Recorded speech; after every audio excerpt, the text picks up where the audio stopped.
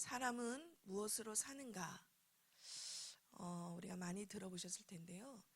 이 책은 아주 유명한 톨스토이의 단편 소설입니다. 우리가 한번 인생을 살면서 이 제목처럼 많이 생각해 볼 수 있을 법한 또 책 제목이기도 할 것 같습니다. 사람이 과연 무엇으로 살까? 또 이런 생각을 저도 인생에 걸쳐서 몇 번씩 해보기도 하고, 또 이 책을 읽으면서 과연 사람에게 가장 무엇이 중요하고 무엇 때문에 살아야 되고 무엇으로 살아야 되나 라는 생각을 해보기도 하죠. 사람에게 있어서 사랑이 얼마나 중요한지를 얘기하는 이야기이기도 합니다. 사람은 본능적으로 행복하길 원합니다. 그런데 중요한 것은 우리가 그 행복을 위해서 어떻게 살아가느냐가 더 중요하죠. 그러나 생각처럼 쉽지 않습니다. 한계가 있고 또 우리에게는 걸림돌이 많습니다. 때로는 경제가, 돈이, 환경이, 또 우리의 어떤 외모적인 것들, 그리고 학벌이나 인간관계, 사람 관계, 이런 것도 참 많습니다. 우리는 예수를 믿고 바뀐 거를 날마다 우리 자신을 점검할 필요도 있고요. 점검하면서 말씀대로 믿고 살아가고 있는가? 라는 질문들이 우리에게는 필요합니다. 우리는 오늘 이 새벽에 과연 첫 하루의 시간인데요. 우리의 생각과 우리의 각인된 것들을 통해서 바꿀 만한 하나님의 계획 속에, 뜻 속에 있기를 원합니다. 우리가 본론적으로 오늘 복 있는 사람의 8가지 행복 중에서 시편 1편 1절에서 3절을 함께 읽었습니다. 첫 번째, 복 있는 사람은 죄에 대해서 멀리하는 사람입니다. 우리가 날마다 여러 가지 상황 가운데 있고 생각 속에 있고 사건 속에 있는데, 그때마다 어떤 것이 죄인지에 대해서 분명히 알고 죄에 대해 멀리하는 사람이길 원합니다. 우리가 1절에 보니까요, 복 있는 사람은 악인들의 꾀를 따르지 아니하고 죄인들의 길에 서지 아니하며 오만한 자들의 자리에 앉지 아니한다, 이렇게 나와 있습니다. 시편 1편은 시편의 서론으로 인간적인 삶에 대해서 원론적인 교훈을 제시하기도 합니다. 그리고 하나님을 경외하는 자의 행복과 이 악인에 대한 멸망을 대조함으로 시편에 흐르는 일관된 사상이 어떻다라는 것을 함축하는 것을 우리가 볼 수 있습니다. 우리가 1절에 읽었던 것처럼요, 악을 거부하고 그리고 하나님의 율법에서 빗나간 자의 길에 서지 않는 것이라고 얘기를 하고 있습니다. 우리는 믿음의 길, 생명의 길을 따라야 합니다. 그리고 오만한 자는 이런 뜻이 있다고 합니다. 조롱하다, 비웃다라는 뜻으로 하나님을 향해 조롱하고 비웃는 자라고 합니다. 우리가 이 길을 가면 안 되겠죠. 이 길을 가면 갈수록 우리는 더욱 악해집니다. 혹이라도 우리의 생각과 마음속에 또 보는 것에 하나님을 무시하고 하나님 없이 하나님을 우선순위로 두지 않는 삶을 경계해야 할 줄 믿습니다. 그래서 의인은 죄를 멀리해야 합니다. 그리고 그런 사람이 행복한 사람입니다. 잠언 24장 9절에는 미련한 자의 생각은 죄요 라고 얘기하고요. 로마서 6장 23절은 죄의 삭은 사망입니다 라고 성경에서는 말씀하고 계십니다. 우리는 이러한 죄에 대해서 멀리하는 사람이 복 있는 사람임을 우리는 알아야 합니다. 두 번째, 복 있는 사람은 하나님의 말씀을 가까이 묵상하는 사람입니다. 2절에 오직 여호와의 율법을 즐거이 하여 율법을 주야로 묵상하는도다 그랬습니다. 말씀대로 우리가 믿어야 합니다. 그래서 내게 말씀하시는 하나님을 소중히 생각해야 합니다. 살아계신 하나님을 믿어야 합니다. 말씀대로 사건을 해결하려 하여야 합니다. 그러니 우리는 말씀대로 살 수밖에 없습니다. 말씀의 분별력을 가지고 영적으로 오늘도 깨닫는 은혜가 있다면 하나님의 온전하신 뜻이 무엇인지를 그 뜻과 계획을 찾으며 기뻐할 수밖에 없을 줄 믿습니다. 우리는 그 말씀을 아침과 점심과 저녁과 밤늦게 24시간 주야로 묵상하는 자가 가장 행복한 자입니다. 말씀이 우리의 생각과 마음에 있다는 것은 놀라운 하나님이 함께하는 은혜일 줄 믿습니다. 묵상은 어떤 걸까요? 조용히 깊이 생각하는 겁니다. 사람 생각하기 이전에 하나님의 말씀이 우리의 생각과 마음을 사로잡고 그 말씀이 깊이 누리고 생각하는 시간을 우리는 꼭 가져야 할 줄 믿습니다. 세 번째는요, 복 있는 사람은 그의 모든 것을 다 형통케 되어지는 사람입니다. 우리가 3절에 보니까 그는 시냇가에 심은 나무가 철을 따라 열매를 맺으며 그 잎사귀가 마르지 아니함 같으니 그가 하는 모든 일이 다 형통하리로다 그랬습니다. 하나님과 늘 함께하는 자는 어떤 자냐? 오늘 비유에 이렇게 얘기를 합니다. 시냇가에 심은 나무와 같다. 이런 비유를 합니다. 기쁨을 우리는 공급받습니다. 그리고 생수를 공급받습니다. 시냇가에 심은 나무는 수로에 옮겨 심었다는 뜻입니다. 그러니 물과 영양분을 늘 공급받는 곳으로 옮겨졌다는 것이기도 합니다.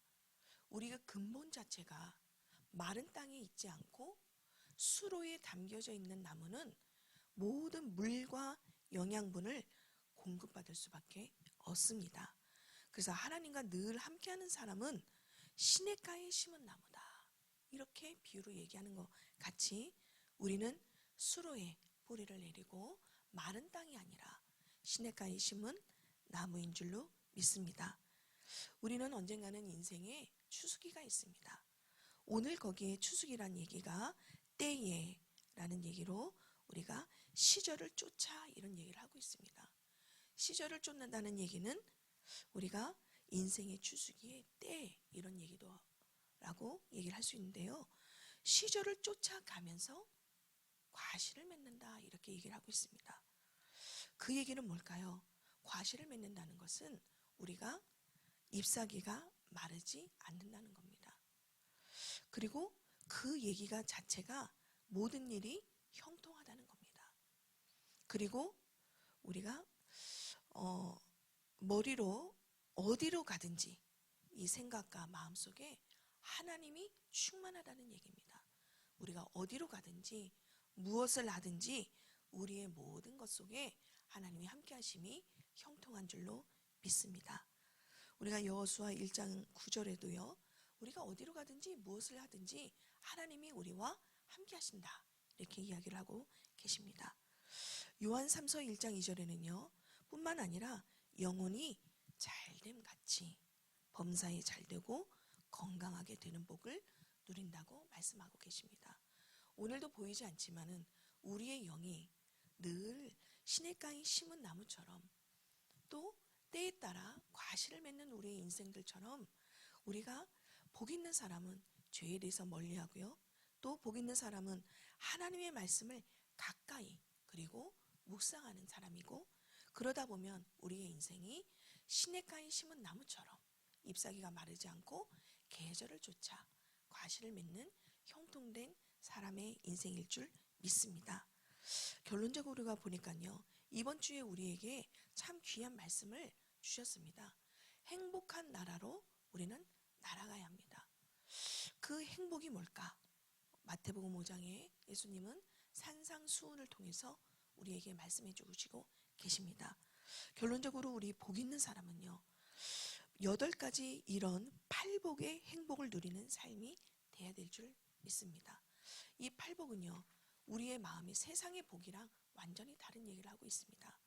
세상은 우리가 복을 소유하고 그 복을 채워야 우리가 가져야 행복이 주어진다고 하지만 마태복음 5장에서 8복에서는 첫 번째 심령이 가난한 자가 복을 누린다 이렇게 이야기를 하고 있습니다. 우리가 심령이 가난한 자는 어떤 자일까요? 하나님을 신뢰하는 자입니다. 하나님을 의지하는 자입니다.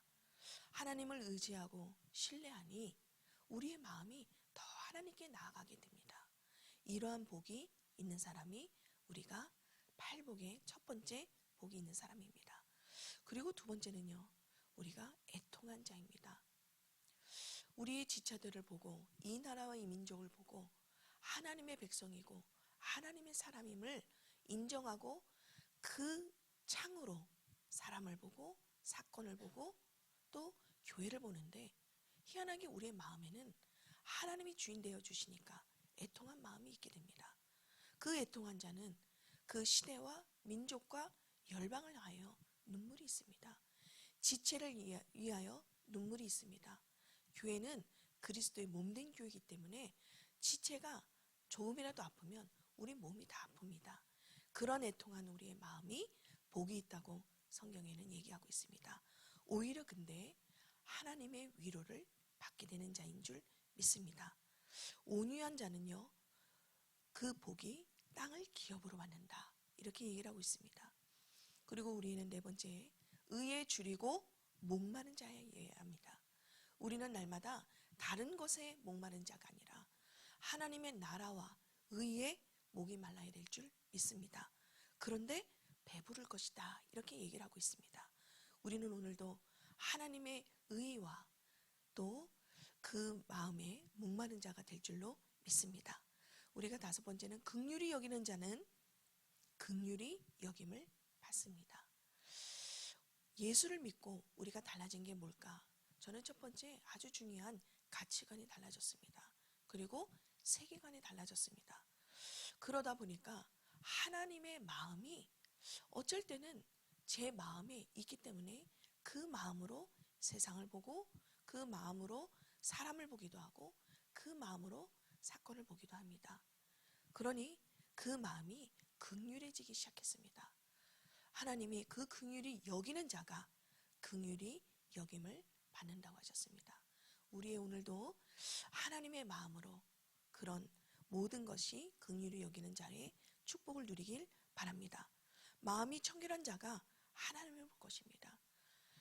수요일에도 목사님께서 얘기하셨듯이 항상 우리의 인생은 코람 대오의 인생이 되어야 될 줄 믿습니다. 정직과 공의와 우리가 하나님의 마음으로 청결한 자는 우리가 하나님을 보게 될 것입니다. 화평하게 하는 자는 하나님의 아들이라 일컬음을 받게 될 것입니다. 늘 가서 내가 수고하고 억지로 분위기를 메이커로 그 역할을 하라 그 얘기가 아닙니다. 우리 안에 평안의 근원이신 기쁨의 근원이신 분이 함께 있으니 우리가 가는 곳마다 그분의 향기가 그분의 나라가 임하게 될 줄 믿습니다. 우리는 피스메이커가 될 것입니다. 의를 위하여 박해를 받는 자는 복이 있다고 했습니다. 지금은 예전에 우리가 힘겹게 예수님을 믿었던 또 초대교회 같이 사자밥이 되거나 또 손톱이 뽑히고 발톱이 뽑히고 감옥에 갇히고 그런 시대가 우리나라는 아닙니다.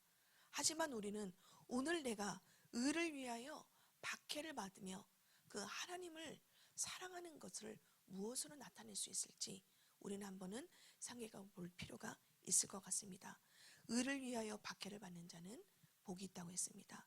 우리의 이런 모든 삶이 하나님과의 관계, 즉 말씀을 주야로 묵상하고 따르고 순종하며 팔복을 누리는 삶을 사는 사람이 내적인 행복자일 줄 믿습니다.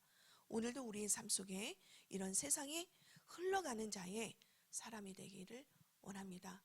우리의 한 사람이 중요하기 때문에 우리가 가는 모든 발걸음 속에 평안의 복음의 신발이 신겨질 줄 믿습니다. 우리의 모든 지체를 돌아보고 또 교회를 세우고 또 시대와 민족과 열방을 향하여 우리가 이런 믿음의 사람들 행복의 나라로 날아가는 귀한 하루가 될 줄 믿습니다.